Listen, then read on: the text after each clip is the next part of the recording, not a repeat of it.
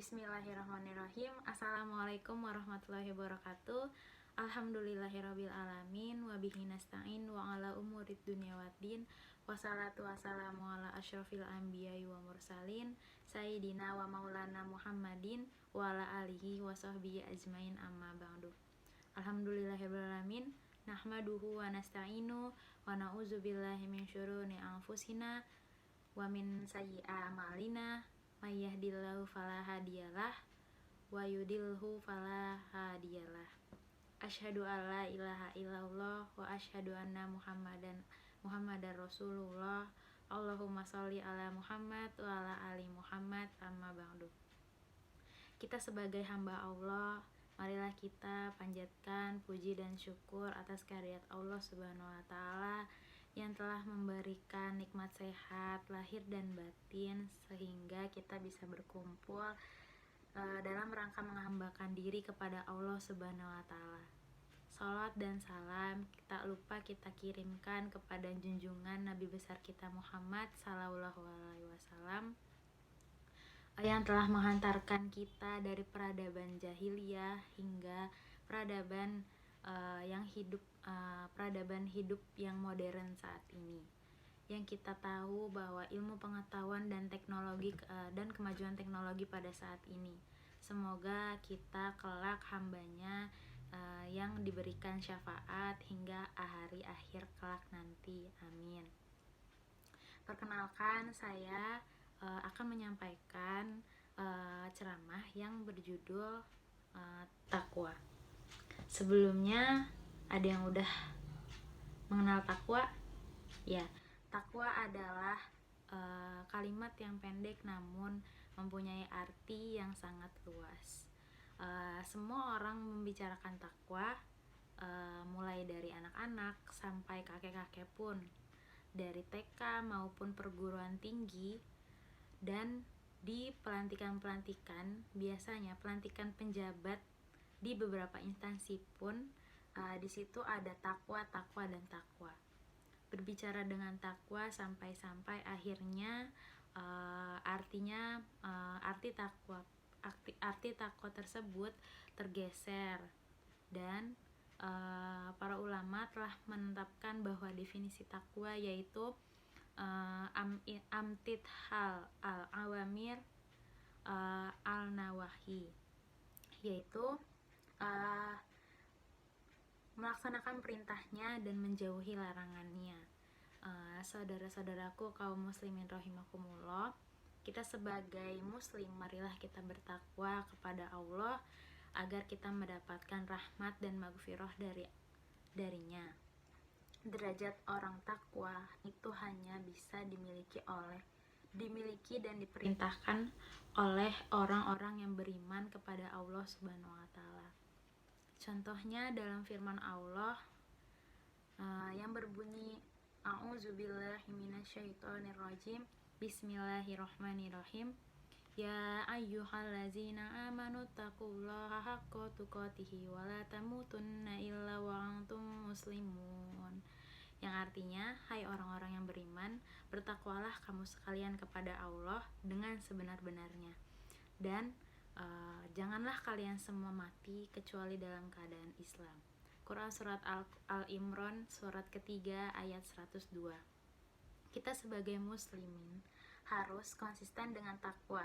Takwa itu kapan dan dimanapun kita berada, di situ kita harus bertakwa.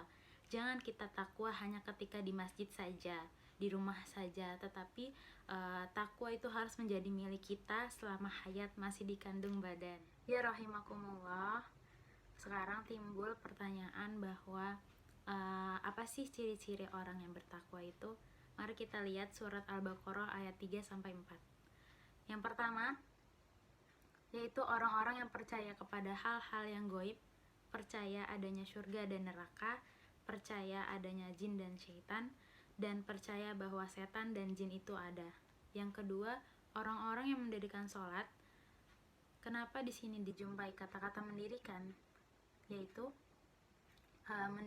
mendirikan, yaitu berarti bahwa menjalankan secara berkesinambungan dan terus-menerus serta merealisasikan pelajaran-pelajaran yang dapat diambil dari sholat. itu di dalam kehidupan sehari-hari kita. Contohnya, dalam salat kita sering menyebutkan Allahu Akbar, yang artinya Allah Maha Besar, tiada Tuhan selain Allah, Subhanallah, dengan sholawat Nabi, Allahumma sholli ala Sayyidina Muhammad, dan sebagainya. Yang ketiga yaitu menginfakkan sebagian harta yang Allah telah berikan untuk dibelanjakan di jalan Allah, seperti sedekah, memberi makan anak yatim dan piatu, memberi makan kucing, serta sedekah senyum kepada tetangga juga bisa, dan masih banyak lagi. Yang keempat yaitu orang-orang yang percaya terhadap apa yang diturunkan kepada Nabi Muhammad dan percaya terhadap kitab-kitab yang telah diturunkan pada nabi-nabi Allah sebelum beliau. Dengan begitu, kita percaya bahwa Soekarno adalah presiden pertama Republik Indonesia. Kita tidak boleh mengikutinya karena masanya sudah lewat. Sekarang yang harus kita ikuti adalah era reformasi, yaitu saat ini. Atau contoh lainnya pada kitab Injil, Taurat dan Injil. Sekarang bukan masanya Taurat dan Injil, tetapi kita tidak wajib untuk menaatinya, tetapi yang wajib untuk kita ikuti yaitu Al-Qur'an, karena Al-Qur'an akan terus berlaku sampai akhir zaman nanti. Yang kelima, orang-orang yang percaya dan yakin akan adanya akhirat. Saya percaya akan adanya akhirat. Percaya bukan hanya sekadar percaya yang buta akan semakin buta, tetapi percaya yang membiasakan dalam kehidupan sehari-hari kita. Orang yang percaya akhirat itu jalannya tidak angkuh. Orang yang percaya akhirat itu ngomongnya tidak asal ngomong, dan orang yang percaya akhirat itu gayanya dan hidupnya akan benar-benar dipertimbangkan. Ya rahimakumullah, demikian ceramah yang dapat saya sampaikan dalam kesempatan kali ini. Kurang lebihnya mohon dimaafkan, karena yang benar datangnya hanya dari Allah Subhanahu wa ta'ala yang maha benar, dan yang kurang hanya dari saya pribadi sebagai manusia biasa, tempat salah, khilaf dan keliru, dan tak luput dari dosa. Akhirul kalam, subhanaka Allahumma wa bihamdika asyhadu alla ilaha illa anta astaghfiruka wa atubu ilaik.